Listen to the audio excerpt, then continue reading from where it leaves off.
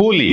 S, இந்த படத்தை பற்றின இன்னொரு முக்கியமான விஷயம் வந்திருக்காது. என்ன அப்படின்னு பார்த்தீங்கன்னா, இந்த படத்தில் சம்பளம், இந்த படத்துடைய சம்பளம் அப்படின்னு பேசும்போது இப்போவே இந்த ப்ரீ புக்கிங்லாம் ஏகப்பட்ட விஷயங்கள் கிராஸ் ஆகி போயிட்டு இருக்கு.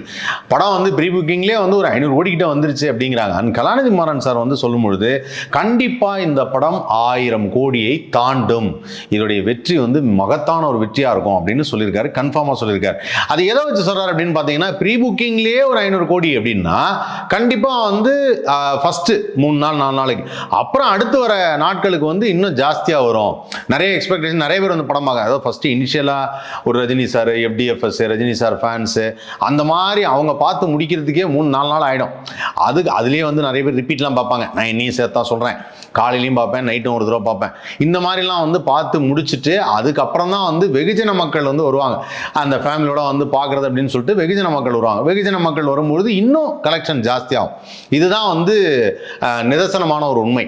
அந்த வகையில் இந்த படம் சம்பளம் அப்படின்னு பேசும்போது என்ன பேசியிருக்காங்க அப்படின்னு பார்த்தோன்னா, ஏற்கனவே ஜெயிலருக்கு பேசினதை விட இந்த படத்துக்கு சம்பளம் ரஜினி சாருக்கு கிட்டத்தட்ட 150 கோடி ரூபாய் சம்பளம் அப்படின்னு சொல்லி பேசியிருக்காங்க. ப்ரீ புக்கிங்லேயே 500 கோடி ரூபா போனோன்னா, இப்போ ரஜினி சார் சைட்லேருந்து என்ன சொல்லியிருக்காருன்னா, இன்னொரு 50 கோடி ரூபா சம்பளம் இப்போ எக்ஸ்ட்ரா தர மாதிரி இருக்கும் அப்படிங்கிற மாதிரிலாம் பேசியிருக்காங்க. அண்ட் கலாநிதி மாறன் சார் அதை பற்றி கவலையே படல. எஸ், ஓகே, ஃபைன், நான் அதை தரதுக்கு ரெடி. ஏன்னா ப்ரீ புக்கிங்லேயே இந்த படம் கிராஸ் ஆகிருக்கு அப்படின்னா எங்களுக்கு இது ரொம்ப ஒரு ஸ்பெஷலான ஒரு படம் அப்படின்னு சொல்லியிருக்காரு. அதே சமயத்தில் ஜெயிலர் படம் ஓடினதுக்கே அவர் நிறையா கிஃப்டெல்லாம் தந்தார். நம்ம அந்த வீடியோலாம் பார்த்துருப்போம். இவருக்கு BMW கார், அவருக்கு போர்ஷே கார், இது மாதிரி நிறையா அனிருத்துக்கு, நெல்சனுக்கு, அதுபோல் ரஜினி சாருக்கு, இது மாதிரி எல்லாத்துக்கும் கிஃப்ட் தந்திருக்கார். அண்ட் கலாநிதி மாறன் சார்ட்ட ஒரு ஆஸ் அ ப்ரொடியூசராக பார்க்கும்போது அவர்கிட்ட பிடிச்ச ஒரு விஷயம் என்ன அப்படின்னு கேட்டிங்கன்னா, ஃபஸ்ட்டு விஷயங்கள் giving the freedom for the film making. ஒரு படம் கமிட் பண்ணிட்டாங்க அப்படின்னா, கமிட் பண்ணதுக்கப்புறம் அந்த ஃப்ரீடம் தருவாங்க. ஓகே, எடுத்துக்கோங்க, இது பண்ணுங்க, அது பண்ணுங்க, ஓகே ஃபைன், இது இவ்வளோ செலவு, ஓகே ஃபைன், பண்ணுங்க எப்படி இருக்குன்னு பார்ப்போம், பண்ணுங்க அப்படின்னு சொல்லிட்டு அந்த ஃப்ரீடம் தருவாங்க. அண்ட் இந்த ஃப்ரீடம் அதே மாதிரி அந்த ஃப்ரீடம் தந்ததுக்கு இன்னொரு விஷயம் என்னன்னா, சம்பளமும் கரெக்டான சம்பளம், இது மாதிரி பேசுகிறோம் அப்படிங்கிறதும் ரெஸ்பெக்ட் தர்றதும் ரொம்ப நல்லாயிருக்கும். இல்லைனா ரஜினி சார் தொடர்ந்து இப்படி படங்கள் பண்ண மாட்டார். எந்திரன் ஆரம்பிச்சு எனக்கு தெரிஞ்சு சன் பிக்சர்ஸ்க்காக இத்தனை படங்கள் பண்ணியிருக்கார். ஸோ இந்த படங்கள்லாம் பண்ணதுக்கு ரீசனே என்னென்னா ஃப்ரீடம் அண்ட் ரெஸ்பெக்ட். ஸோ அந்த வகையில் ரொம்ப ரொம்ப wonderful producer Sun Pictures Kalanithi Maran.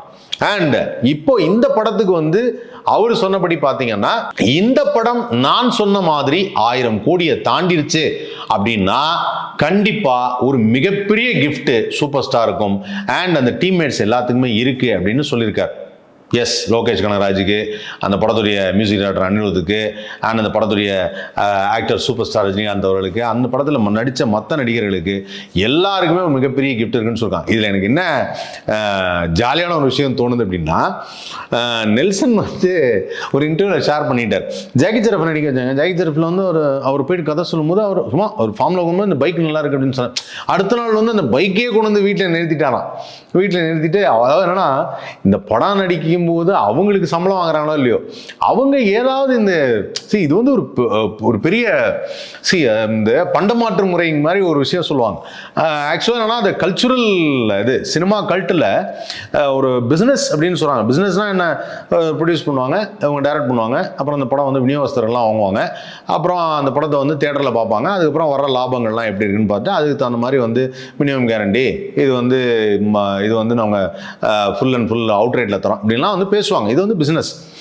But Rajini sir படத்தில் ஒர்க் பண்ண வர்றது அப்படிங்கிறது என்னன்னா, இப்போ நாகார்ஜுனா சாராக இருக்கட்டும், ஆமீர் கானாக இருக்கட்டும், தே ஆர் மச் ஹாப்பி. அதாவது என்னன்னா, ஆமீர் கான் அவ்வளோ ஹாப்பியாக இருக்கார். நீங்கள் கதையெல்லாம் சொல்ல வேண்டாம், அந்த படத்தில் நான் வரணுமா, என்ன பண்ணணும், இதான் கேட்டப்பா, ஓகே ஃபைன் நான் வரேன். ஸோ இப்படி அந்த feel. Nagarjuna sir villain, okay villain நான் நடிக்கிறேன், ஒன்றும் பிரச்சனை இல்லை அப்படின்னு சொல்லிட்டு அவரு வந்துட்டார். ஸோ இந்த மாதிரி இந்த படத்தில் நடிக்க வந்தவங்க எல்லாருமே இல்லை, ஜஸ்ட் நான் சூப்பர் ஸ்டாருடைய படத்தில் I am a part of the film அப்படிங்கிறதே ஒரு சந்தோஷம். அண்ட் இவங்க நாகார்ஜுனாவுக்கு சம்பளம் தராங்களா, இல்லை நாகார்ஜுனா சார் கிஃப்ட்டு, இந்த படத்தில் நான் நடிச்சிருக்கேன், வெரி ஹாப்பி, ஸோ இவங்க எல்லாரும் கிஃப்ட் தரேன் அப்படிங்கிற மாதிரி நாகார்ஜுனா தராது. எல்லா ஆர்டிஸ்டும் அந்த மாதிரி ஒரு ஃபீல்டில் இருக்காங்க. அவங்க வந்து they are very very happy to work அந்த செட்ஸ் ஆஃப் கூலி. ஸோ அதுதான் இங்கே மெயினாக பாராட்ட வேண்டிய ஒரு விஷயம்.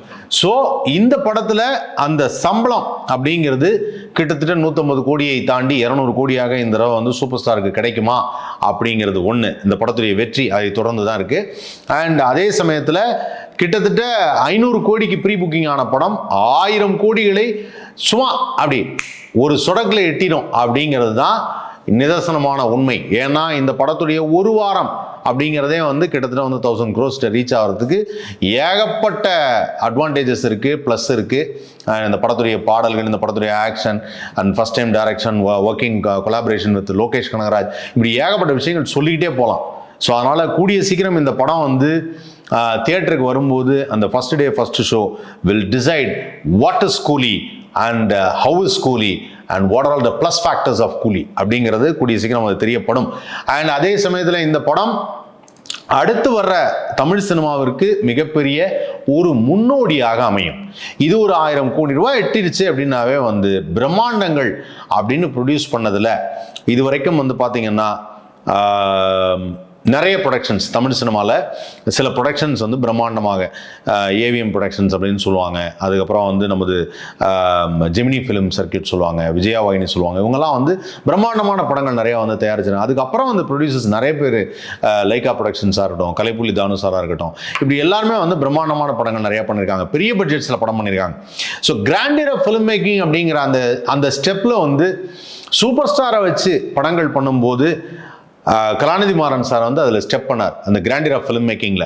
ஸோ இவ்வளோ கோடி ரூபாய் செலவாகுது, இது நம்ம பண்ணிக்கலாம், ஓகே பண்ணலாம் அப்படின்னு சொல்லிட்டு ஒரு விஷயம் பண்ணார். ஸோ அந்த வகையில் அடுத்து அவர் வச்ச ஸ்டெப்பு உங்களுக்கு எல்லாத்துக்கும் தெரிஞ்சிருக்கும். அல்லு அர்ஜுனுடைய ஆக்ஷனில், அட்லியுடைய டைரக்ஷனில் ஒரு படம் பண்ணுறாங்க. அது ஹாலிவுட்டில் ரொம்ப பிரம்மாண்டமான ஒரு ப்ரொடக்ஷனாக அது அமைய போகுது. அண்ட் அதே மாதிரி இந்த படம் வந்து 1000 கோடி ரூபாய் எட்டிடுச்சு அப்படின்னா கண்டிப்பாக இது தமிழ் சினிமாவுக்கு ஒரு மிகப்பெரிய முன்னோடியாக இருக்கும் அப்படிங்கிறதுல எந்த விதமான டவுட்டும் கிடையாது. ஸோ டெஃபினட்டாக அதை நம்ம எக்ஸ்பெக்ட் பண்ணலாம். ஆகஸ்ட் 14 அன்னைக்கு வரைக்கும் காத்திருக்கலாம். என்ன சொல்கிறீங்க?